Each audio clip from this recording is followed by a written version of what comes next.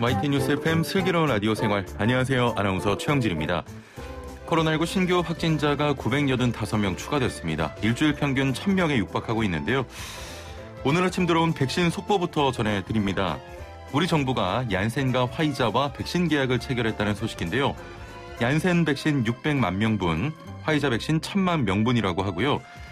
내년 2분기부터 접종할 수 있도록 하겠다고 밝혔는데요. 백신 확보와 관련해 조금 숨통이 트이는 건가 싶습니다. 자, 오늘부터 연말연시 특별 방역대책이 전국적으로 시행되죠. 식당에서 5인 이상의 모임이 금지되고요. 스키장도 문을 닫습니다. 정동진이나 호미곶 같은 해돋이 명소도 폐쇄가 되는데요. 1년 내내 집콕해서 힘든 몸과 마음, 레포츠나 해돋이 즐기면서 달래려던 분들은 조금 아쉬우실 것 같습니다. 자, 그래도 올해는 조용히 지나가는 게 좋겠습니다. 자, 오늘 1부는 반찬 토론 시간인데요. 2020년 돌아보면 어떤 단어가 가장 먼저 생각나시는지요? 정말 전 세계가 유례없는 팬데믹으로 고통받았던 한 해였는데요. 잠시 후 반찬 토론에서는 올해 가장 많이 언급된 키워드를 통해 2020년 한 해를 돌아보겠습니다. 자, 2부는 노무 상담인데요. 인건비로 인한 영세 소상공인들의 어려움을 해결해주기 위한 일자리 안정자금 제도가 시행돼 왔습니다. 내년에는 어떻게 지급되는지 자세한 내용 살펴보죠. YTN 뉴스 FM 슬기로운 라디오 생활 지금 바로 출발합니다. 네, 조금 전에 들어온 속보입니다. 논산 육군훈련소에서 입소 대기 중이던 11명이 확진 판정을 받았다는 속보가 조금 전에 들어왔습니다. 저희가 자세한 내용 들어오는 대로 또 소개를 해드리겠습니다. 자, 목요일 1부는 생활 속 상반된 의견에 대해 이야기 나눠보는 시간 반찬 토론입니다. 2020년 되돌아보면 어떤 단어들이 가장 먼저 떠오르시는지요? 아무래도 코로나19가 가장 먼저 떠오르고요. 관련해서 마스크나 집에서 운동하는 홈트도 떠오릅니다. 또 가지 못했던 여행도 떠오르는데요. 반찬 토론 연말을 맞이해서 2020년에 식탁을 뜨겁게 달궜던 반찬거리를 모아서 얘기 나눠보려고 합니다. 애청자 여러분의 참여로 더욱 풍성해지는 반찬 토론, 2020년 한 해를 되돌아보면 어떤 단어들이 생각나는지 또 어떤 사건들이 떠오르는지 단문 50원 장문 100원의 유료 문자 샵 0945번으로 보내주시길 바랍니다. 애플리케이션과 유튜브 보이는 라디오 댓글창으로도 참여 가능하고요. 참여하시는 분들께는 연말을 풍성하게 해드릴 책 선물도 준비되어 있습니다. 다산북스에서 배우 정혜리의 에세이 채우지 않아도 삶에 스며드는 축복을 보내드립니다. 자, 많은 참여를 부탁드리고요. 오늘도 함께 말씀 나눌 한국인사이트연구소 전민기 팀장 나오셨습니다. 안녕하세요. 네, 반갑습니다. 전민기입니다. 오늘 멋지게 하고 오셨네요. 네, 감사합니다. 어디 가십니까? 어디 가요? 이따가 네, 뭐 촬영이 있어가지고. 뭐 선 보시고 뭐 그런 겁니까? 아니, 결혼을 했는데 무슨 선을 봐요.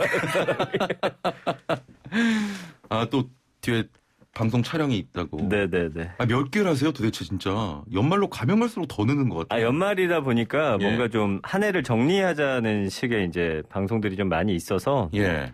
뭐 일회성입니다, 일회성. 아, 네. 그래요? 연말마다 제가 하는 일들이에요. 예. 아, 저 너무 많아서 방송. 그렇지 않아요. TV 틀거나 라디오 틀기만 하면 나와요. 아이, 좀 지겹습니다. 무슨 말이 그건 찾아 들어서 그런 거죠. 들어도 안 나오고요. 아무튼 예. 더 많이 할 거예요. 네. 알겠습니다. 슬기로운 라디오 생활 시작하면서 매주 반찬 토론을 통해서 여러 이야기를 나눴는데 네. 기억에 남는 반찬거리 뭐가 좀 있을까요? 저희가 뭐 이런저런 이야기 했었는데 이제 코로나가 확산되면서 뭐 이태원 관련해서 그때 휴대폰 위치 추적 장치 통해서 사람들 그런 정보 빼내는 거 이거 어떻게 할 거냐 뭐 이런 식의 맞아요. 찬반했던 것도 좀 기억이 나고요. 예. 사실은 저희가 주요 사안들을 다 다루면서 여러분들의 생각이 어떤지를 굉장히 저도 궁금했는데 이렇게 문자 보내주시는 거 보면서 아, 많은 분들은 이런 식으로 생각하고 계시구나를 느낄 수 있는 그 방송하는 사람으로서는 굉장히 사람들의 생각을 공유할 수 있다라는 아주 큰 그런 깨달음을 얻는 그런 시간들이었어요. 예. 애플리케이션으로 이기선샹님께서는 네. 그런데 팀장님 왜 안 떠요? 그거는 뜨는 건 제가 말씀드렸죠. 제 의지와 저는 그냥 열심히 살 뿐입니다. 예, 열심히 살 뿐이에요. 제가 매번 좀 왜 안 돼요라고 말하는 게 네. 유행어가 되겠다고 하시네요. 아무튼 내년엔 잘 돼서 복수할 겁니다, 여러분. 참 뜨기 어렵잖아요. 뜨기 어렵게. 네. 근데 사실 뜨는 게 제 목적이 아니기 때문에 이거는 뭐 제가 하는 일들을 뭐 이런 얘기 길게 할 필요 없잖아요. 예, 그렇죠? 아무튼 그건 제 목표가 아닙니다. 예. 알겠습니다. 네. 뭐 다양한 이야기 나눴지만 저도 좀 돌이켜 보면 코로나19 많이 다뤘고 그렇죠. 그 스타벅스 왜 맞아요. 예, 그 선물 받아가려고 레디백 맞아요. 여러 잔을 시켜서 그냥 버린 뭐 그런 것도 생각나고 참 많은 주제들 다뤘던 것 같습니다. 한 해 동안. 그러니까 그거 그냥 기프티콘으로 사가지고 슬기로운 라디오 생활 보내줬으면 저희가 선물로 나눠줄 수도 있었을 텐데 그렇죠. 1971번님께서는 2020년 최고의 선물 전민기 팀장님을 뵙는 게 큰 행운입니다. 전민기 팀장님 곳곳에 출연해서 시원한 평론 부탁드리고요. 전민기 팀장님 파이팅. 너무 감사합니다. 예, 슬기로운 라디오 생활 최영진 아나운서님 파이팅. 와이텐 파이팅까지. 와, 하셨네요. 힘이 나네요. 네. 예. 5090번님께서는 최깐족이라고. 저한테 여러 번 맞을 뻔했어요. 저렇게 방송하다가. 진짜. 축구할 때 진짜로 차더라고요. 최깐족이라고 하시면서 2020년 키워드는 BTS라고 또 하셨네요. 맞아요. 예, 저희가 또 BTS 병역 관련해서도 이야기 나눈 그랬죠. 적이 있었고 참 네. 다양한 주제로 함께 했던 것 같습니다. 그러네요. 올해 어떤 키워드가 많이 좀 언급이 됐습니까? 저희 회사에서 이제 빅데이터 관련 키워드들 좀 뽑거든요. 예. 근데 올해 보니까 이제 분야별로 보면은 경제부터 보면은 주식, 부동산, 전세였어요. 결국에는 이제 투자와 관련된 것들인데 네. 부동산 대책들이 나오면서 오히려 부동산 가격이 올라가다 보니까 결국에는 그 시드머니 돈을 어디에 투자해야 되느냐 그냥 주식으로 다 옮겨가 버렸거든요. 이런 식의 어떤 흐름들이 보이고요. 사회면에서는 코로나19가 3,800만 건이나 언급되면서 압도적 1위였습니다. 예. 그리고 N번방, 집콕 이런 식으로 나왔는데 올 한 해 뭐 성범죄라든지 그다음에 젠더 이슈 그다음에 아이 관련 범죄들 이런 부분에 대해서 SNS에서는 사실 가장 큰 관심들 가진 분야거든요. 언론에서는 뭐 정치라든지 이런 쪽을 더 많이 다루지만 그래서 이런 부분들에 대해서도 또 많이 성인지 감수성이라든지 좀 올라온 한 해였고요. 문화는 예상해 주신 대로 BTS가 6,044만 건이라 사실은 전체 1위입니다. 코로나보다 많네요. 분야를 합치면 BTS가 1위고 코로나가 2위거든요. 예. 그다음에 이제 땡플릭스, 트로트의 열기도 대단했잖아요. 그렇습니다. 결국에는 이런 단어들 쭉 보다 보면 코로나로 파생된 단어들이 상당히 많다는 거. 뭐 기승전 코로나 이 이야기를 안 할 수가 없는 그런 상황이에요. 예. 이렇게 좀 경제, 사회, 문화면에서 많이 언급된 키워드를 소개를 해 주시니까 한 해가 이렇게 딱 스쳐 지나갑니다. 정말. 그렇죠. 코로나, BTS 다 기억이 나고 트로트 열풍도 굉장했으니까요. 지금도 이어지고 있고요. 예. 자, 올 한 해 돌아보면 어떤 단어, 어떤 사건이 생각나시는지 단문 50원, 장문 100원, 유료 문자 샵 0945번으로 지금 보내주시면 함께 이야기 나눠보겠습니다. 책 선물도 준비가 되어 있고요. 좀 대부분 익숙한 단어들인데 오늘은 두 가지만 뽑아서 함께 이야기 나눠보겠습니다.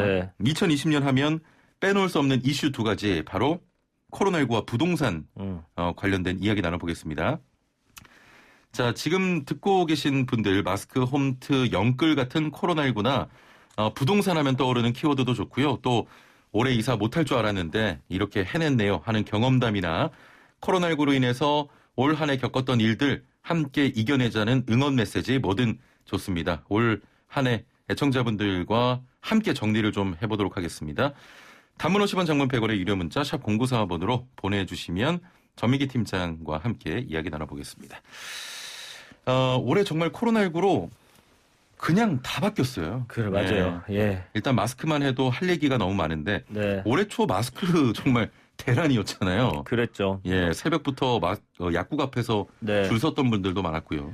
그 네이버에서 올 한 해 많이 검색된 키워드 발표했거든요. 3월 달에 가장 많이 검색된 게 마스크였습니다. 이때 마스크 대란하면서 그때 정말 마스크 구하기 힘들었고 신조어도 나왔죠. 금스크라고. 아, 맞아요. 예, 구하기 힘든 그런 이야기들. 그런 것도 있었어요. 그 프로포즈 할 때 뭐 돈이나 이런 것보다 마스크를 주는 그런. 그 정도로. 그래서 뭐 KF94, KF80, 뭐 덴탈 마스크, 색깔, 크기 등등해서 정말 다양한 마스크들 등장을 했고 사람들이 또 얼굴을 가릴 수밖에 없다 보니 이제 마스크로서 뭔가 개성을 표현하기도 하고 또 마스크 끈 같은 것도 팔리고 뭐 그랬잖아요. 그래서 작년에 태어난 아이들은 마스크 없이 외출을 못 해봤다는 이야기도 나오고 저의 아이 같은 경우도 마스크 쓰는 걸 불편해하질 않아요. 당연히 제가 가끔 깜빡하고 그냥 나오면 마스크 써야지라고 말해줄 정도로 그냥 일상이 되어버렸거든요. 아이가. 그래서 호모 마스크쿠스라는 말도 나왔어요. 예. 앞으로 인류는 마스크 없이는 살 수 없을 것이다. 뭐 이런 참. 세계 석학의 어떤 예상도 나왔기 때문에 예. 참 마스크가 이렇게 우리와 밀접하게 사실 저는 제 아내보다 가깝거든요. 이 마스크가 최근에 그 정도로 다들 마스크 없이는 하루를 상상해 볼 수 없는 예. 그런 하루하루가 되어버렸잖아요. 근데 이제 재밌는 거는 구찌 관련 용품들이 상당히 많이 팔렸다는 거예요. 아, 이제 본인이 알게 되니까 마스크를 착용하고. 저도 처음에 좀 깜짝 놀랐어요. 그러니까 나의 어떤 향취 뭐라고 해야 돼? 구찌는 아닌데 하여튼 예. 그런 향기들이 있잖아요. 이게 좀 충격적이었던 기억이 나고 코로나19 연관어 1위가 마스크였습니다. 예. 그러니까 그 정도로 코로나 하면 마스크가 딱 떠오를 정도의 그런 한 해였다. 이렇게 좀 정리를 할 수 있을 것 같아요. 지금 마스크 관련해서 떠오르는 것들이 굉장히 많지만 진짜 마스크 대란 때문에 네. 뭐 이렇게 범죄도 좀 그랬어요. 업체들이 많았었죠. 많았죠. 그리고 최근에도 그 필터만 갈아 끼우는 그 필터 중에 가짜가 10개 중에 7개가 나왔었거든요. 그래가지고 이 시국에 또 사람들 사기쳐서 돈 벌려는 사람들이 맞아요. 이렇게 많구나도 또 굉장히 좀 충격적이었죠. 그래도 이제는 마스크 구매하기가 쉬워져서 그렇지. 그때만 해도 오브제라고 했나요? 그 생년월일로 또 저도 그때마다 약국 가서 받았던 기억이 그렇습니다. 나요. 또 자주 언급됐던 것들 어떤 것들이 있습니까? 코로나19 연관어는 뭐가 있었냐면 집이라는 키워드인데 그래서 집이나 집콕 엄청 많이 언급됐거든요. 초반에는 집에 있는 시간들을 그냥 잠시 때우고자 코로나가 얼마나 길게 갈지 몰랐었잖아요. 그래서 뭐 달고나 커피 만든다든지 뭐 구슬 깨기 한다든지 아니면 커피 믹스에서 젓가락으로 뭐 이렇게 커피 걸러낸다든지 이런 게 떴었거든요. 근데 이게 길게 갈 거구나를 안 이후부터는 집 안에서 취미라든지 운동이라든지 그렇죠. 일상적인 것들을 다 이제 집 안으로 끌어들이면서 집이라는 키워드를 많이 언급이 될 수밖에 없는 그런 한 해였고요. 그다음에 여기서 또 파생된 건 인테리어라든지 집에 있는 시간 늘어나면서 뭔가 이제 거슬리는 것들이 눈에 띄다 보니까 가구를 바꾸기도 하시고요. TV를 더 큰 걸 놓기도 하고요. 공간을 또 분리하기도 하고 집에서 재택근무도 하셔야 되다 보니까 그러면서 TV들도 정리하는 프로그램들이 상당히 많이 나왔거든요. 그러니까 이런 식으로 코로나로부터 뭔가 파생이 되는데 이것들이 그냥 이제는 우리의 어떤 일상이 되어버린 뉴노멀로서 자리 잡게 되는 그런 한 해였고 그다음에 이제 온라인 빼놓을 수가 없잖아요. 그럼요. 그 온라인 같은 경우도 그 네이버 검색어 많이 한 것 중에 순위 안에 꼭 아이들 집에서 수업하는 그런 프로그램이라든지 이런 게 이름이 계속 순위에 올라 있더라고요. 그러니까 처음에는 온라인으로 어떻게 수업을 해? 했는데 사실 재택근무도 하고 회의도 하고 수업도 하고 이제는 아이들이 자연스럽게 일어나서 그냥 자기가 화면 켜고 준비하는 모습들 볼 때 이게 정말 생경한 모습이었는데 이제는 아무렇지 않은 그렇습니다. 모습이 되어가고 있잖아요. 적응이 됐죠.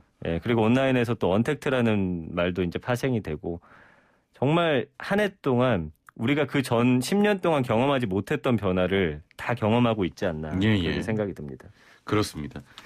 또 코로나19와 관련해서 그 뭐 극복이라든지 어떤 맞아요. 각종 챌린지 이런 것도 참 많았었잖아요. 마음이라는 단어도 상당히 많이 한 100만 건 정도 언급이 됐는데 이게 여러 문제들이 생기는 거예요. 집에 있다 보니까 또 가족 간의 갈등도 생기고 그다음에 우울함을 넘어서 사실은 최근에는 코로나 블루로부터 시작돼서 레드, 약간 이건 분노의 감정, 그다음에 블랙이라고 해가지고 이제 좌절감을 맛보는 상태가 되었거든요. 마음을 잘 다스리기 위한 그런 활동들도 상당히 많이 하셨고요.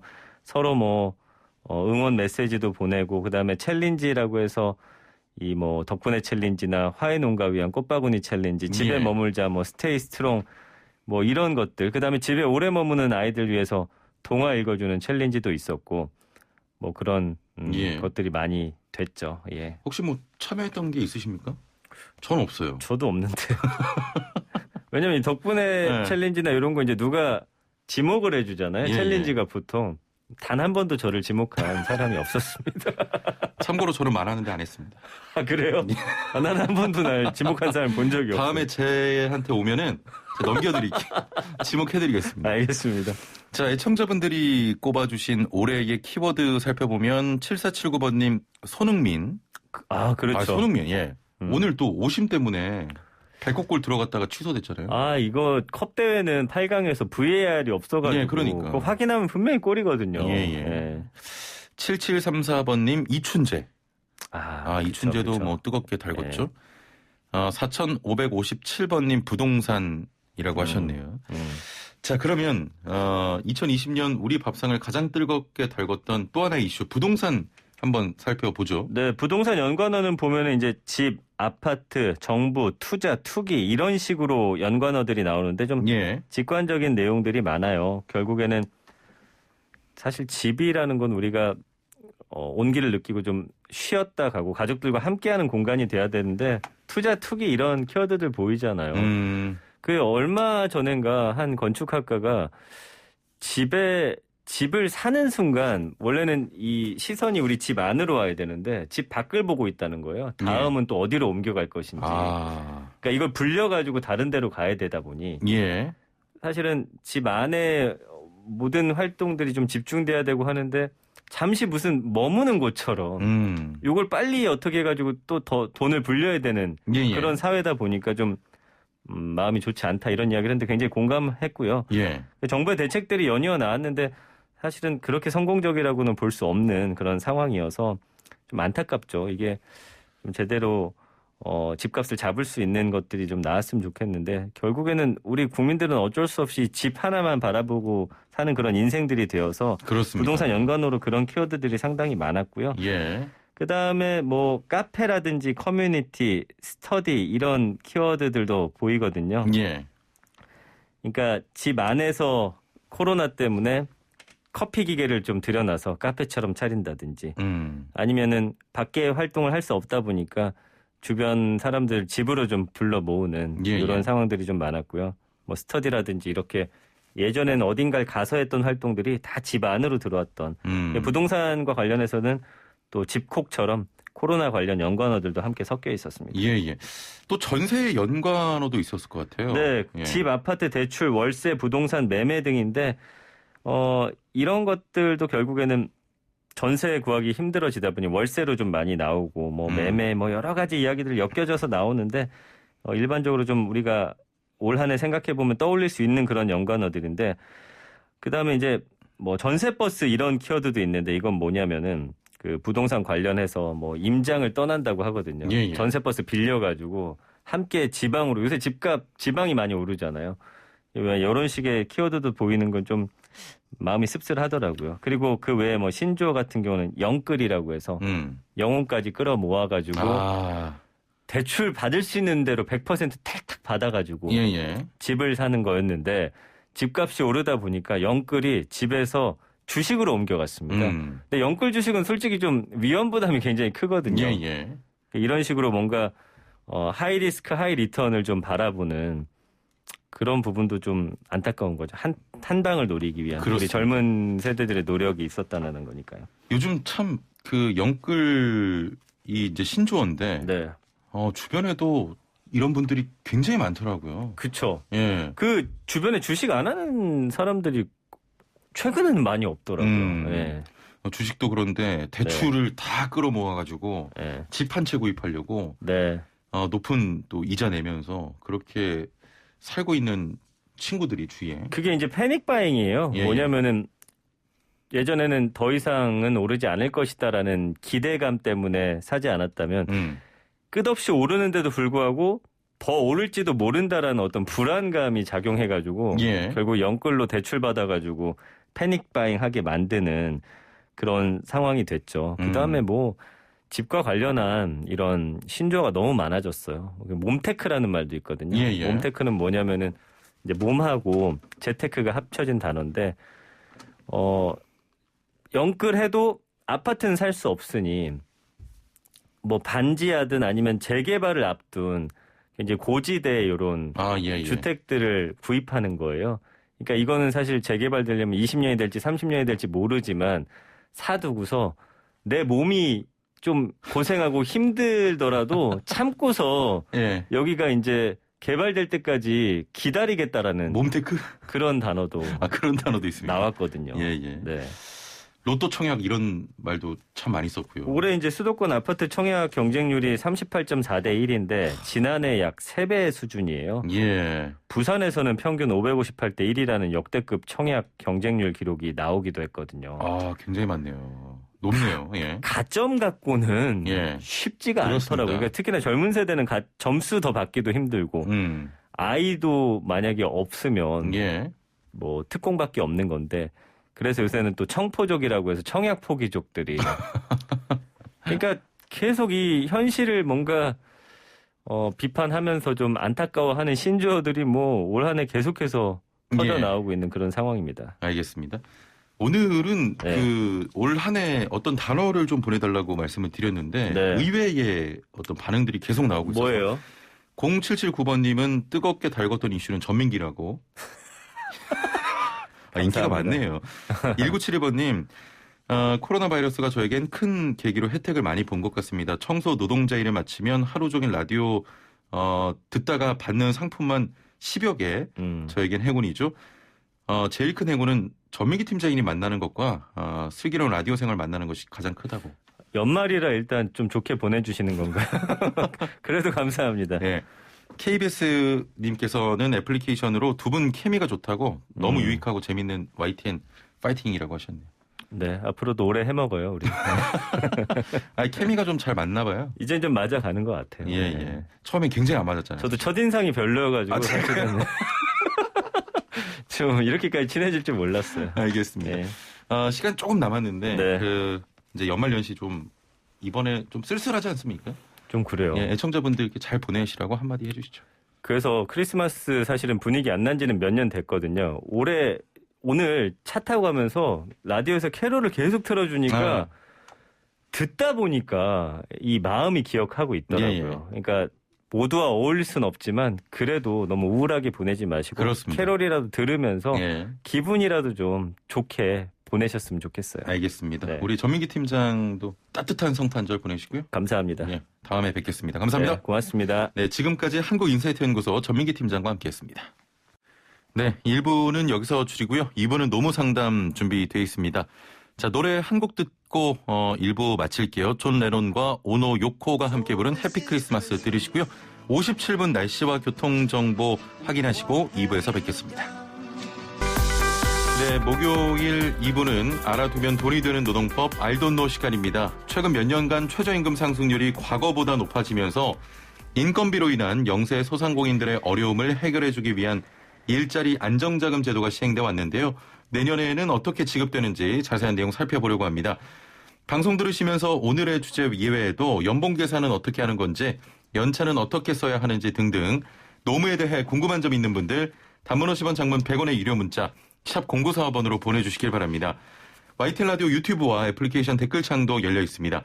자, 그럼 함께 말씀 나눌 분 모셔보죠. 소나무 노동법률사무소 김효신 노무사와 함께하겠습니다. 안녕하세요. 네, 반갑습니다. 내일이 성탄절인데 네. 뭔가 좀 조용합니다. 그렇죠? 예, 아무래도 뭐 시국이 이러니까. 예. 그런 것 별다른 같습니다. 계획은 없으십니까? 예, 없습니다. 뭐 다른 데 가지를 못하니까요. 네. 아니, 이제 한 해가 저물어 가고 있습니다. 네. 슬기로운 라디오 생활 진짜 오래 같이 함께 했는데 네. 어떠셨어요? 근데 작년에 건 원래는 거의 뭐 코로나 관련해서 지원금 많이 소개해드리고 예. 이래 우울한 경우들만 있어서 사실 되게 죄송스럽고요. 예, 좀 더 좋은 제도, 더 어려운 사람들을 위한 더 좋은 제도를 더 소개시켜 드렸어야 되는데. 예, 좀 안타깝습니다. 올해는. 예. 알겠습니다. 네. 자, 일자리 안정자금 제도 정확하게 어떤 내용인지 궁금한데 어떤 경우에 받을 수가 있는 겁니까?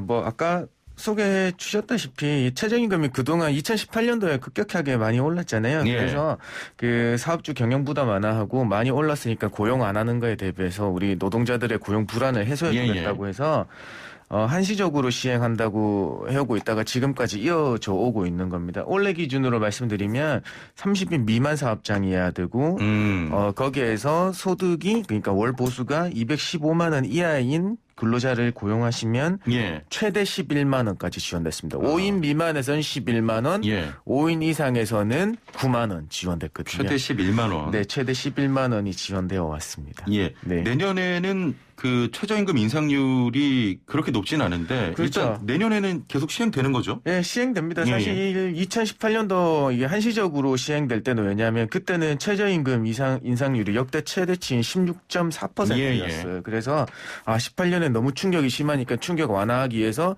일자리 안정자금을 한시적으로 시행하겠다고 했습니다. 그래서 올해 내년이죠. 내년에는 최저임금이 2.9% 인상됐습니다. 예.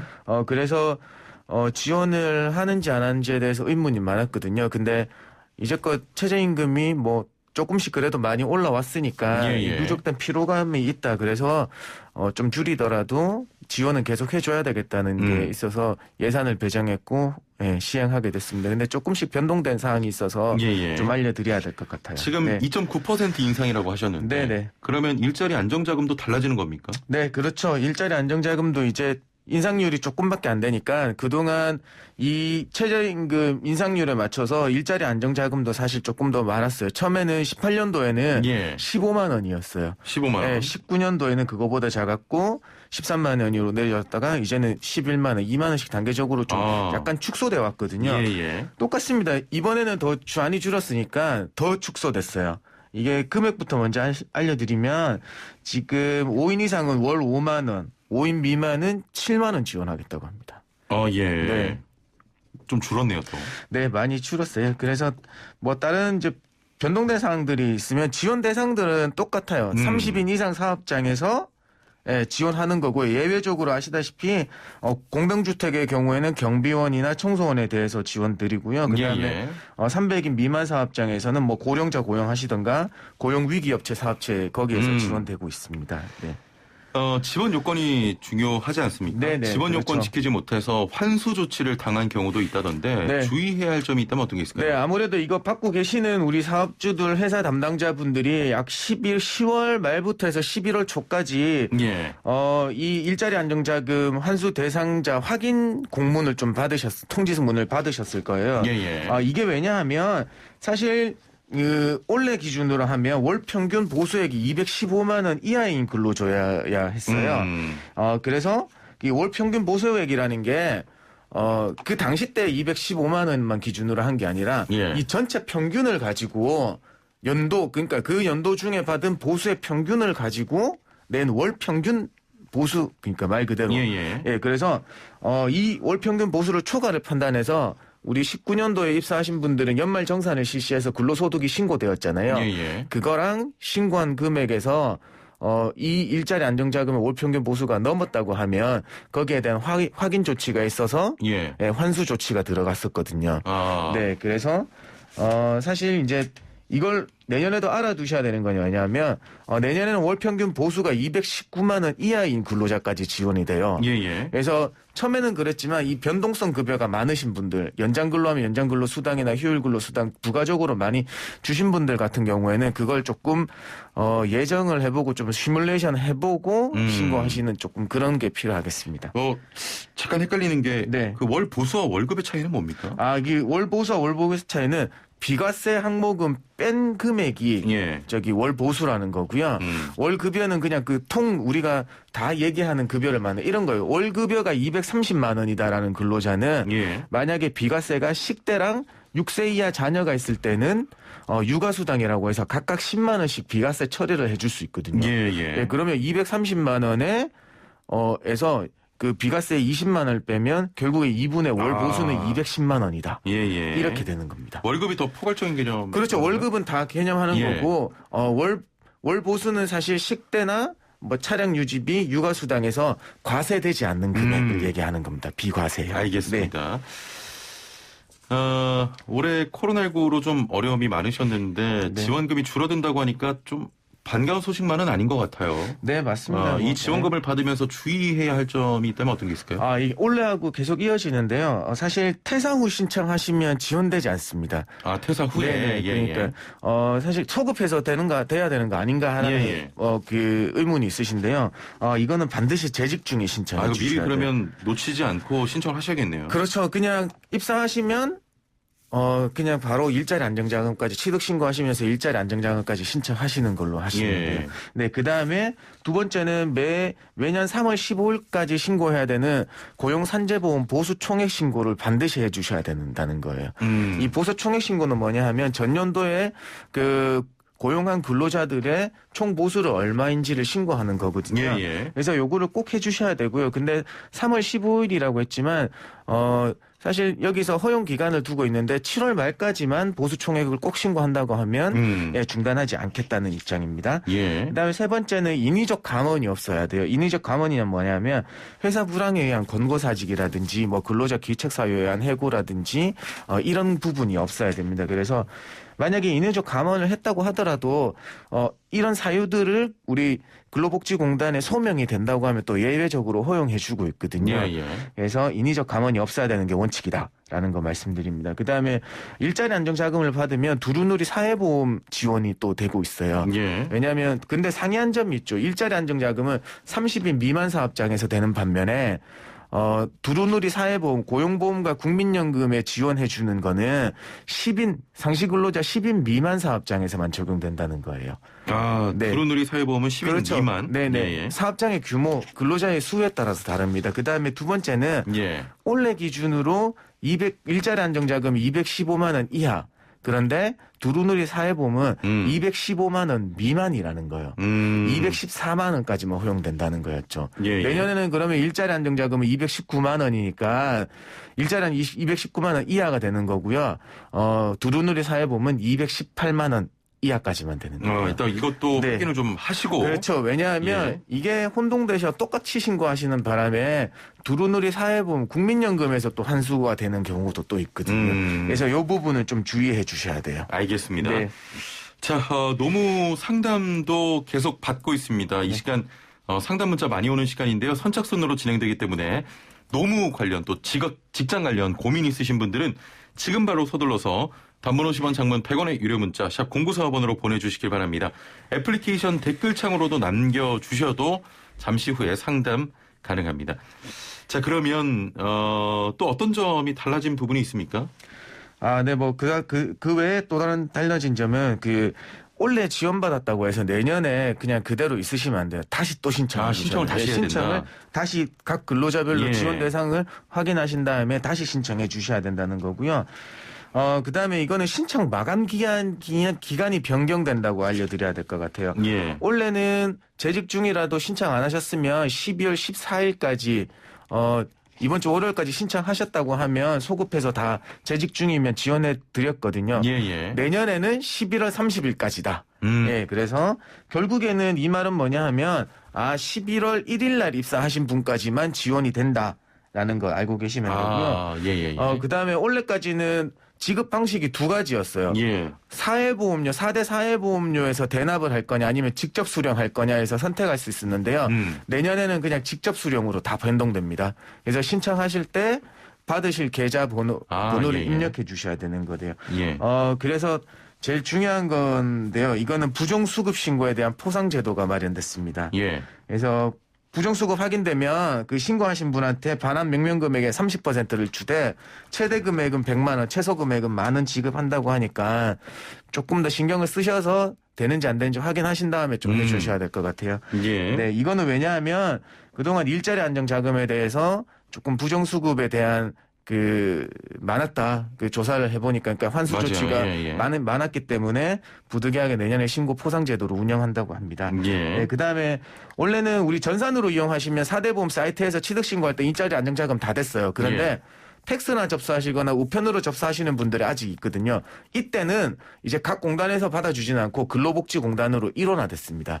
그래서 근로복지공단에서만 신청받고 있어요. 그게 달라졌습니다. 잘 기억을 해두셔야 될 것 같습니다. 네네. 그래서 다른 공단에 건강보험공단에 보내놓고 그냥 손 놓고 있으시면 안 돼요. 네, 그냥 이제 근로복지공단으로 텍스 접수는 근로복지공단으로 하셔야 된다. 이 부분도 먼저, 네, 말씀드리겠습니다. 체크를 잘 해주시면 되겠습니다. 네.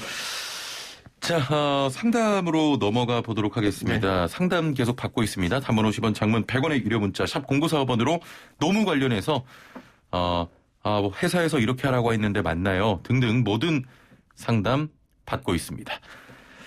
자, 7879번님. 저는 100인 이상 기업체에서 10년 이상 근무하고 있습니다. 휴가 포함 연 19일을 연차로 받고 있는데 이게 맞는 건지 궁금합니다라고 하셨네요. 10년이 되셨으면요. 가산휴가, 연차의 가산휴가가 되는지 확인해 보셔야 돼요. 예. 입사일부터 3년이 되면 3년째에 1일의 가산의 휴가가 생기고요. 그 다음 2년째부터 가산휴가가 이제 1일씩 더 생기는 거거든요. 그래서 제가 말씀드릴게요. 입사일 기준으로 하시면 처음에 1년은 15, 15, 16, 17 요렇게 계산해서 나가시면 돼요. 그래서 최대 한도는 21일이고요. 25일이고요. 예. 최대 한도는 25일이니까 아직 10년 됐으니까 최대 한도는 안 되셨으니까 요렇게 해서 한번 카운팅을 한번 해보시면 되겠습니다. 연차 휴가에 대해서요. 19일 연차 비슷할 것 같은데. 네, 거의 비슷하게 나올 것 같은데. 근데 이분은 휴가 포함해서 19일만 있다고 하시니까 사실 여름 휴가를 연차로 사용하는 걸로 하는 건지 회사에서 아니면 연차와 별도로 여름 휴가를 별도가 있는 건지를 확인해 보셔야 될 것 같아요. 네. 자, 애플리케이션으로 용복이 바모님께서는 일하다가 허리를 다쳐서 약 한 달간 치료받았습니다. 산재 처리하면 월급을 70% 받는다는데 30%는 사장이 주면 안 되나요? 라고 하셨거든요. 이거는 왜냐하면 사실 이 근로기준법의 대원칙은 무노동 무임금의 원칙이거든요. 그런데 우리는 근로자를 고용하면 산재보험의 100% 산재보험 100% 들어가 있죠. 근데 여기서는 일하다 다치시면 산재보험으로 처리해서 일을 하지 않더라도 휴업수당 개념에 그 70% 평균 임금의 70%를 주는 겁니다. 그래서 일을 안 하시니까 사업주 대신에 근로복지공단에서 주는 거거든요. 그래서 나머지 30%는 사실 사업주가 줘야 될 의무가 없는 거예요. 일을 안 하시고 요양기간 중에는 산재보험에서 지급되니까요. 네. 일단은 사장님이 주실 의무는 사실 없는 것으로. 의무는 없다. 근데 주시면 서로 좋으신 거죠. 네. 자, 1471번님 수고 많으십니다. 저는 경비로 근무 중에 전립선암 진단을 받고 2월경에 수술을 계획하고 있는데 암 진단 확진 얼마 전에 자기 말을 들으면 권고사직을 해서 수급자를 만들어 줄 테니 진단이 되면 빨리 알려달라고 하고 그렇지 않으면 자기하고 싸워야 한다고 현장 소장이 말하고 있습니다.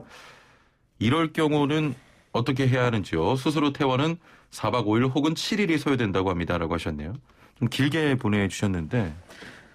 요 부분은 사실 이제 조금 중병에 걸리셔서 회사에서는 그 사실을 알려주면 실업급여 받으실 수 있는 그 권고사직으로 처리해 준다. 수급자 얘기가 그 얘기 같아요. 근데 이제 말씀 안 하셨지만 이분은 수술을 하시면 계속 그 일을 하시고 싶어 하시는 그런 것 그 같습니다. 부분이 부딪히는 것 같거든요. 네, 그래서 사실 이제 질병으로 인해서 계속 근무하지 못할 경우에는 실업급여 수급 자격이 이제 인정되니까 이거는 당사자가 좀 잘 해결해 주셨으면 좋겠어요. 사실 병가에 대해서는 회사에서는 그 병가를 해줘야 될 의무는 없거든요. 치료 규칙이나 이런 사규에 병에 걸리면 특별하게 정해놨으면 모르겠으나 그런 거에 잘 큰 기업이나 좀 좋은 기업이 아니면서 안 정해놨으니까 그 병가의 승인은 회사의 재량에 달려 있습니다. 그래서 조금 여러 걸 좀 종합하셔가지고 잘 합의하셨으면 좋겠어요. 알겠습니다. 4920번님, 일자리 안정자금을 지원받고 있는데 지원기간 도중에 한동안만 월 보수가 기준을 초과할 경우 변경 신고를 해야 하나요? 라고 하셨네요. 요건 아까도 말씀드렸다시피 이 일자리 안정자금의 초과 여부, 그 지원 요건의 초과 여부는 연도의 총금액을 월 평균 낸 개념으로 보셔야 됩니다. 그래서 한동안, 그러니까 일정 기간이 정해져 있으면 그 금액을 다 더해서 평균 내보시면 215만 원에 110%가 안 넘는다고 하면 별도로 변경하실 필요는 없어요, 사실. 별도로 변경. 그렇게 그 지원 요건 안에 충분히 지원 요건을 넘지 않겠다고 판단하신다면 별도의 뭐 신고는 필요 없습니다. 네. 5022번님, 우리 회사에서도 일하고 다른 곳에서도 일하는 직원도 일자리 안정자금을 지원받을 수 있습니까? 라고 하셨거든요. 네, 원래는 일자리 안정자금이 고용보험에 취득하신 분들만 지원이 돼요. 예. 근데 요걸 잘 알아두셔야 되는 게 사실 4대 보험 할 때 고용, 산재, 국민연금, 건강보험. 고용만 제외하고 산재나 국민연금, 건강보험은 이중 취득을 다 허용하고 있습니다. 그런데 예. 고용보험만은 이중 취득을 허용하고 있지 않아요. 한 군데에서만 월급이 제일 많은 근로시간이 제일 많은 한 군데에서만 이게 받아주고 있거든요. 그런데 그러면은 고용보험이 취득 안 됐으니까 못 받느냐? 그게 아닙니다. 예. 그 고용보험 적용 재사업자 및 근로자용 별도 신청 서식을 이용해서 접수를 해주시면 이 고용보험에 안 든 이중으로 다른 데서 일하시는 분들에 대해서도 지원받으실 수 있습니다. 예. 네. 자, 마지막으로 간단하게 여쭤보겠습니다. 애플리케이션으로 수제비님께서는 근무한 지 1년 19일 만에 권고사직 당했습니다. 이때 연차 수당은 몇 개를 금액으로 받을 수 있는지 문의드립니다. 네. 금액은 사실 통상 시급을 알아야 돼요. 이분의 월급여를 알아야 되니까. 예. 결국에는, 연차를 하나도 안 썼다고 하시면 1년 19개, 1년 9개월 되셨다고 하면 1년 미만 기간 동안 하고 1년 이상 15일 하고 결국에는 26일에 대한 수당을 받으셔야 되거든요. 26일 곱하기 통상 1급을 알아야 되니까 통상 1급을 계산 한번 하셔가지고 다음에 또 일단 26개를 네, 26일분 하나도 안 쓰셨다고 하시면 그렇죠, 연차를. 그렇죠. 네. 예. 알겠습니다. 그렇습니다. 자, 오늘 말씀 여기까지 들어보겠습니다. 행복한 또 성탄절 보내시길 바랄게요. 네, 고맙습니다. 예, 감사합니다. 네. 지금까지 소나무 노동법률사무소 김효신 노무사와 함께했습니다. 네, 슬기로운 생활을 위한 생활백서 매주 목요일은 매일 먹는 식품, 건강을 찾아주는 약품, 제대로 먹고 올바르게 사용하는 방법을 알아봅니다. 자, 별다른 이유 없이 한순간 갑자기 극도의 불안에 휩싸이는 공황장애. TV 속에서 등장하던 과거와는 달리 이제 낯선 질병이 아닙니다. 자, 특히 취업난에 시달리는 20대에서 공황장애 환자가 증가하고 있는 것으로 나타났는데요. 오늘은 공황장애와 치료제의 안전한 사용 방법에 대해 알아보는 시간을 갖겠습니다. 자, 식약처의 정현호 사무관 연결돼 있습니다. 안녕하세요. 네, 안녕하세요. 예. 자, 먼저 공황장애란 게 뭡니까? 네, 공황장애는 급격하게 고조되는 극심한 공포감, 질식감, 어지러움이 반복되는 공황 발작이 예기치 못하게 발생하는 것을 특징으로 하는 불안장애의 일종인데요. 예. 극도의 공포감으로 인해 심장이 빨리 뛰거나 가슴이 답답하고 숨이 차며 땀이 나는 등의 신체 증상이 동반되는 불안 증상을 말합니다. 예. 수분에 쳐 갑작스럽게 공포가 최고조에 다다르게 되며 20-30분 정도 지속되다가 회복되기 시작해서 보통 1시간을 넘지 않는 것이 특징이라고 합니다. 이 몸에는 큰 이상이 일단 없는 거죠? 네, 몸에 큰 이상이 없는데도 예. 가슴이 답답하거나 어지러움증을 느끼면 공황장애를 한번 의심해 볼 수 있겠는데요. 예. 하지만 불안 발작이 있다고 해서 모두 공황장애라고 진단하는 것은 아니기 때문에 진단 기준에 따라 전문의가 임상적 양상을 고려해서 종합적으로 판단이 필요합니다. 예. 공황장애는 왜 발생하는 겁니까? 네, 공황장애 환자의 많은 경우 증상 발생 전 스트레스 상황을 경험하는 것으로 알려져 있습니다. 예. 또한 직계 가족 중 공황장애가 있는 경우는 공황 발작 발생 확률이 몇 배 더 높을 수 있는 등 가족적 유전적 요인과도 관련이 있는 것으로 알려져 있고요. 예. 공황 발작은 신경 전달 물질인 노르에프네프린이나 세로토닌과 관련이 있다는 증거가 많지만 예. 또 한 번 발작을 경험한 이후 공황장애나 광장 공포증으로 진행되는 과정에서 심리적 요인이 주로 관련된다고 합니다. 공황장애 예방과 치료 방법에는 어떤 게 있겠습니까? 네, 공황장애를 예방하려면 스트레스를 피하는 것이 가장 중요합니다. 예. 또 특히 술이나 담배, 커피 등은 공황 발작을 유발하거나 악화시킬 수 있어서 가급적 삼가하는 것이 좋겠습니다. 네, 공황장애의 주된 치료 방법으로는 약물 치료와 인지 행동 치료가 있는데요. 약물 치료는 세로토닌의 재흡수를 선택적으로 저해하는 항우울제나 디아제핀 계열의 항불안제를 대표적으로 사용하며 예. 필요에 따라 다른 계열의 약물을 사용하기도 합니다. 또 인지적 행동 치료도 있는데요. 인지적 행동 치료는 정신과 치료의 일종으로 공황장애 치료에 효과적이며 대개 개인보다 집단을 대상으로 많이 시행하는데 예. 먼저 환자들의 공황 발작에 대한 그릇된 이해를 교정하는 교육이 필수적입니다. 아, 그렇군요. 자, 약물 치료를 받을 때 주의할 점은 어떤 게 있을까요? 네, 약물 치료로 증상이 호전되면 재발 방지를 위해서 적어도 8에서 12개월 동안 약물 치료를 유지하는 것이 바람직합니다. 예. 네, 또 항우울제나 항불안제를 복용하면서 치료하는 동안에 약으로 인한 부작용도 발생할 수 있는데요. 예. 약을 복용하면서 이런 부작용이 나타난다고 임의로 복용을 중단하면 안 되고 담당 의와 어떻게 할지 반드시 상의를 하셔야 합니다. 예. 네, 또 약물 치료에 있어서 가장 중요한 점은 반드시 정신과 전문 의사의 진료와 처방에 따라 시행되어야 하는 것인데요. 예. 환자분이 임의로 약을 복용하거나 중단하면 치료가 제대로 이루어지지 않고 오히려 불안 증상이 더 심해질 수 있으므로 주의하셔야 합니다. 예, 알겠습니다. 자, 마지막으로 그 공황장애와 관련해 마무리 말씀 한마디 부탁드리겠습니다. 네, 현대 사회에서는 입시, 취업, 승진과 같은 심한 경쟁이나 최근에 코로나19와 같은 사회적 상황이 예기치 못하게 발생하는 등의 환경 변화로 인해서 다양한 스트레스를 받을 수 있습니다. 예. 이에 따라서 공황장애와 같은 정신과 질환을 겪으실 수도 있는데요. 이렇게 공황장애가 의심되면 조기에 정신과 전문의와 상담하셔서 예. 치료 시기를 놓치지 않고 치료받으시는 것이 중요하고요. 아까 말씀드렸던 것처럼 치료제는 잘못 복용하는 경우 심각한 부작용이 나타날 수 있습니다. 반드시 의, 약사 등 전문가와 상의하셔서 증상에 맞게 사용하셔야 되겠습니다. 알겠습니다. 오늘 말씀 여기까지 듣겠습니다. 감사합니다. 네, 감사합니다. 네, 지금까지 식약처 정현호 사무관과 함께했습니다.